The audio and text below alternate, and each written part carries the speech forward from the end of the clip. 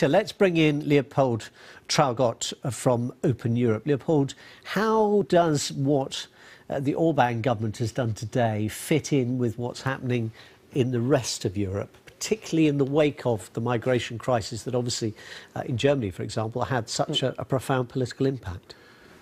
Well, we certainly see that the approach taken by Viktor Orban is becoming increasingly accepted across Europe. If we look back into 2015, Orban was still by and large a pariah among EU political leaders.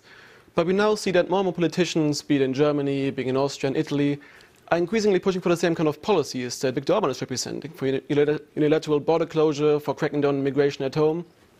So we certainly see a general shift here across the continent. And even governments like the Merkel government in Germany is now facing similar demands, from her own coalition partners, saying, actually, we want to stop asylum seekers coming if they've already registered in another EU country. And on one level, that might not seem hugely surprising, because under the old Dublin Convention, you were told that the country you first arrive in is where you're supposed to register.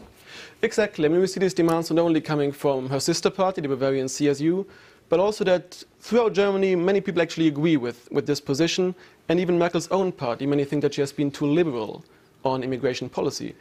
Nevertheless, the problem is that if you implement these more hardline policies of controls at the German border, this will create a domino effect across Europe, because then everyone will start closing their borders, and Schengen most likely will break down.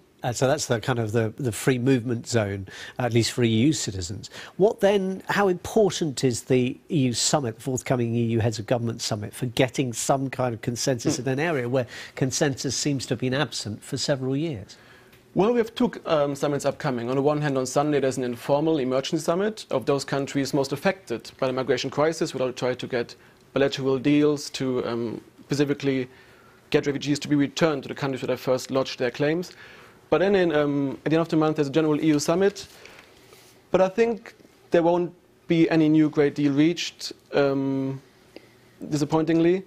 But nevertheless, it will be important to get at least something going to show that there is the possibility of a European solution, even if it's not quite there yet. Not quite there yet. Leopold Traugott of the Open Europe think tank.